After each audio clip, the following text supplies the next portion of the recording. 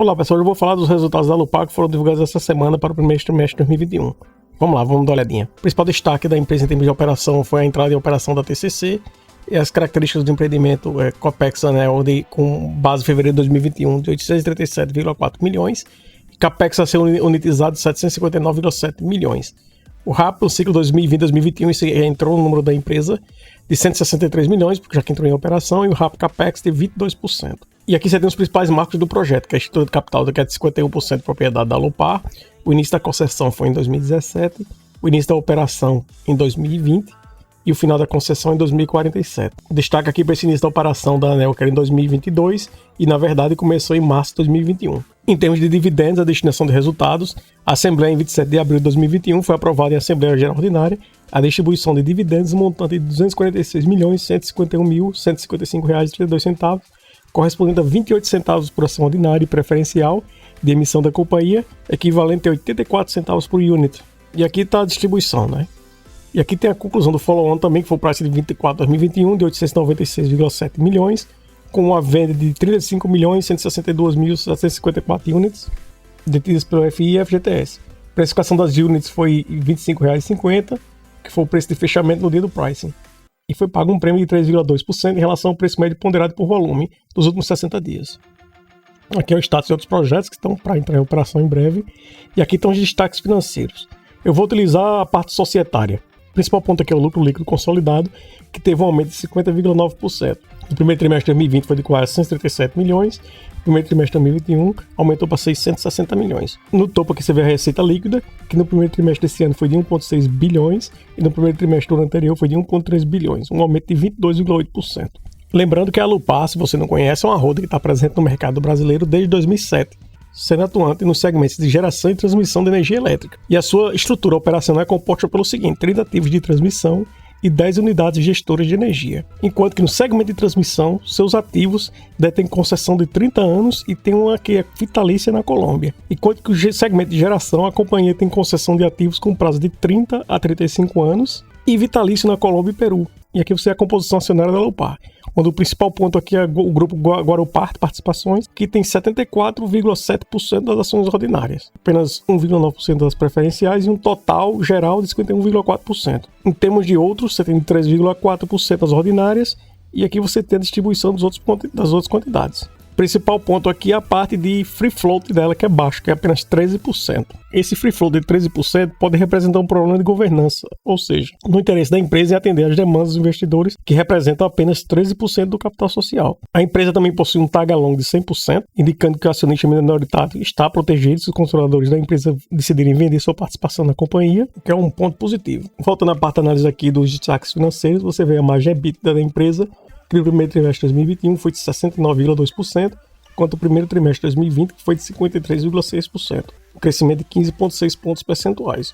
O lucro líquido consolidado, novamente, de 660 milhões, contra 437,9 milhões, ou seja, uma variação de 50,9%, mas quando você analisa os resultados financeiros da empresa, essa é uma das partes mais importantes, se não a mais importante. Então você tem que entrar num nível maior de detalhes. Então eu fui em outra parte aqui da apresentação deles, em outro documento, onde mostra os destaques do período, que inclui o quarto trimestre de 2020. Se você for para a apresentação anterior, você vai ver que o quarto trimestre aqui não está incluído. Então vou usar esse documento aqui por enquanto. Você vê aqui a parte de receita líquida novamente, quarto trimestre de 2020 foi 2,4 bilhões. Primeiro trimestre de 2021, 1,6. Mas você normalmente compara os mesmos trimestres, não é por causa do efeito de sazonalidade. Estou apenas mostrando que em relação ao quarto trimestre teve uma redução. Em termos do EBITDA, a mesma coisa, e o lucro líquido de 509 milhões e uma redução para 323 milhões. Vamos voltar para outra apresentação. Outro ponto importante aqui é a dívida líquida por EBITDA, que reduziu para 1,6 em comparação ao primeiro trimestre de 2020, que é de 1,8, que novamente mostra os resultados financeiros, a receita líquida, crescimento de 22,8%, dívida da controladora, perfil da dívida, de longo prazo, a maior parte da dívida está em longo prazo, o que é um bom sinal, composição da dívida total, 656,8 milhões, está aqui em debentures da sétima emissão, e a composição da dívida total por indexador, principal aqui é do CDI. Aqui você tem o perfil da dívida consolidada, do primeiro trimestre de 2021. Aqui você tem o cronograma de amortização da dívida, maior parte é a partir de 2026, ou seja, amortização de longo prazo. E aqui você tem a comparação do resultado da Alupar com o índice Bovespa e o setor. E a empresa Alupar teve uma performance melhor do que o setor, mas um pouco abaixo do Ibovespa. Isso year to date, nesse ano 2021. E aqui você tem, né, o year to date, o volume financeiro da empresa. Aqui está o volume financeiro da empresa em milhões de reais. Year to date, a média está em 21,9 milhões. A média de 2020 foi de 20,1 milhões, então teve um crescimento aqui, em torno de 5%. Média pós-pricing, 42,6 milhões. Média pós-pricing follow-on, 16,3 milhões. Média desde o IPO, 10,3 milhões. Então, um crescimento claro no volume. E aqui a parte de disclaimer. Vamos voltar aqui nessa outra apresentação. Os principais acontecimentos da empresa no primeiro trimestre de 2021. Em fevereiro, estamos mencionando a agência de classificação de risco Fitch Ratings reafirmou o rating em escala nacional de longo prazo da Alupar e de suas emissões de debentures em AAA no Brasil, o rating em escala internacional para moeda estrangeira em BB e para moeda local em BBB-. Março de 2021 foi feita a liquidação de valores em aberto na CCE. Março de 2021 novamente, entrada em operação da TCC. Ponto muito importante, já que a controlada TCC obteve 26 de 3 de 2021 termo de liberação definitivo, TLD, o qual autorizou o recebimento de receita a partir de 19 de março de 2021, antecipando em aproximadamente 11 meses sua energização prevista conforme o cronograma da Agência Nacional de Energia Elétrica, ANEEL, para 9 de fevereiro de 2022. Com esta liberação do ONS, será adicionado uma RAP de 165,3 milhões para o ciclo 2020-2021, conforme foi mencionado antes. Uma oferta secundária em abril, não faz parte do primeiro trimestre, mas já está sendo mencionado aqui, quitação da sexta emissão de debentures da Alupar, pricing de oferta secundária e dividendos aprovados. Essa é a parte importante para quem investe em dividendos. Aqui, novamente, tem a parte de principais indicadores consolidados, que é mencionando tudo que a gente discutiu antes, então não vou entrar em detalhes aqui. Aqui é a parte da visão geral da empresa, né, que a Alupar Investimento é uma holding de controle nacional privado, que atua no segmento de transmissão e geração de energia elétrica. Eles são bem mais fortes na parte de transmissão, né? E estão investindo agora na parte de geração para crescimento. Tem como objetivo a construção e operação de projetos de infraestrutura relacionados ao setor da energia no Brasil e em países selecionados da América Latina, que apresenta estabilidade econômica, institucional e regulatória. O segmento de transmissão de energia elétrica no Brasil, a Alupar é uma das maiores companhias em termos de receita anual permitida, que é o RAP, sendo a maior companhia nacional 100% controle privado. E aqui você tem as empresas que ela participa ou tem controle total. Aqui a parte de transmissão, a Alupar possui participação em concessões de 30 sistemas de transmissão de energia elétrica, totalizando 7.929 km de linha de transmissão por meio de concessões com prazo de 30 anos, localizadas no Brasil, e um perpétuo localizado na Colômbia, 125 operacionais e 5 em fase de implantação, que possui um cronograma de entrada em operação comercial até 2022.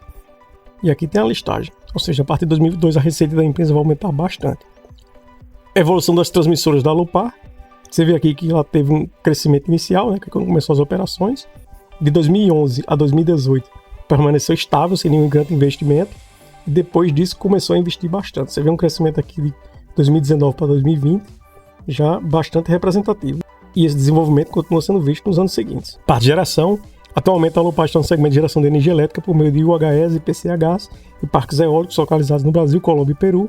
O portfólio de ativos totaliza uma capacidade instalada de 580 megawatts, uma boa capacidade, só que tem muita usina, muita unidade elétrica para entrar em operação em breve também, de outras empresas inclusive. A empresa tem 84 megawatts em implantação, 58,8 megawatts com outorga apto para iniciar a implantação, além de um projeto Antônio Dias, de 23 megawatts em fase de licenciamento. E aqui estão as operações da empresa. Como eu falei, não é? Eu gosto de entrar em detalhes.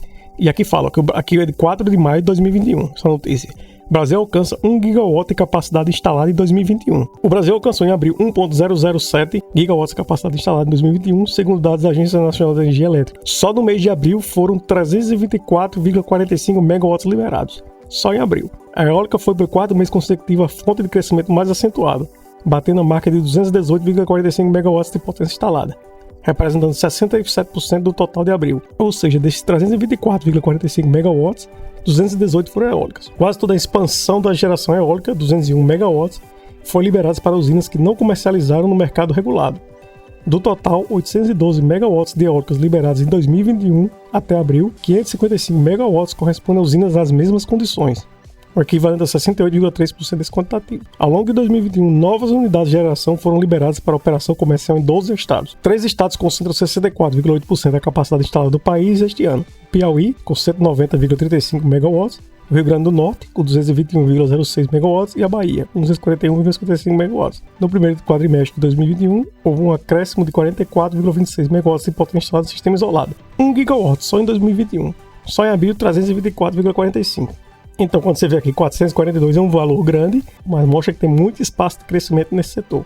E aqui está a expansão da capacidade de geração da empresa, que vai chegar a 745,8 megawatts após 2022. Aqui tem a parte do desempenho combinado, que a gente já mencionou em cima, então não vou entrar em detalhes. Aqui é a parte do custo do serviço, que totalizou 71,2 milhões no primeiro trimestre de 2021, antes 59,7 milhões registrados no primeiro trimestre de 2020. Teve um aumento nessa parte de custo de serviço. A conta custo de serviços prestados apresentou um aumento de 5,8 milhões decorrente das entradas em operação comerciais das transmissoras ETB e TPE, que impactaram esta conta em 5,6 milhões. Na conta de depreciação e amortização foi registrado aumento de 5,7 milhões, principalmente pelo crescimento do mesmo montante na transmissora ETB em razão da entrada em operação comercial do ativo em outubro de 2020. Despesas operacionais totalizaram 3,4 milhões no primeiro trimestre de 2021, ante os 3,1 milhões apurados no primeiro trimestre de 2020. Só não foi um crescimento representativo. E a conta administrativos e gerais registrou aumento de 0,7 milhões, principalmente pelo crescimento de 1,3 milhões das transmissoras TPE e ETB, aumento de 0,4 milhões da transmissora ELTE, redução de 1,1 milhão da transmissora AET, dado que no primeiro trimestre de 2020 ocorreram gastos extraordinários decorrentes da rescisão dos contratos antigos de gestão, assessoria e consultoria administrativa, financeira e técnica, e a conta pessoal e administradores. Apresentou redução de 0,7 milhões, principalmente a redução das transmissoras da TBE, dado que em 2020 o PLR foi pago no primeiro trimestre, e neste ano será pago no segundo trimestre. Aqui você tem a apresentação dos projetos em construção, o último vai estar previsto para conclusão em 2024. Vamos dar uma olhadinha aqui na empresa, o valor total está em R$ 26,43, a máxima nas 52 semanas de R$ 27,04, então está próxima da máxima, um dividendo de 3,18%, a valorização nos 12 meses de 22,08%, o mês atual uma queda de 2,07%. Se comparar aqui a um ano, a empresa continua um certo crescimento, 5 anos, a tendência dessa empresa é de crescimento. É uma empresa muito sólida, eu já fiz um vídeo anterior sobre ela. TAG long de 100%, P sobre VP de 1,27, na minha opinião, um bom P sobre VP, PL de 7,13, margem líquida de 16,65, um ROIC de 15,55, dívida líquida de 1,19, baixo, sob controle, nada a se preocupar, pelo menos aparentemente. Parte de proventos, paga proventos de forma consistente. Payout está em torno de 36% na média, conforme esse relatório aqui, e o maior valor chegou a 47,81%. O motivo desse payout baixo é porque a empresa está investindo muito em crescimento, o que faz todo sentido. Receita líquida, crescimento claro da receita líquida com essas novas linhas de transmissão e unidades de geração entrando em operação. Bem, é isso. O resultado da empresa foi bom. É um setor que está difícil, com bastante competição. A empresa tem que continuar investindo bastante para continuar crescendo e se manter no patamar que tem. Tem que reduzir essa exposição na parte hidrológica, realmente, na parte de barragens, de usinas hidrelétricas e PCHs. E esse investimento em parte eólica faz todo sentido. O preço está bom, na minha opinião, claro. Faça sua própria pesquisa, sua própria análise e veja se esse é o tipo de ação que você tem interesse. Parte de dividendos, com a empresa crescendo, a tendência é que melhore ainda mais essa parte da empresa. E é um valor interessante. Bom resultado apresentado pela empresa, apesar do cenário atual. Bem, é isso. Se gostou, não se esqueça de seguir o canal. Nos vemos na próxima. Até mais.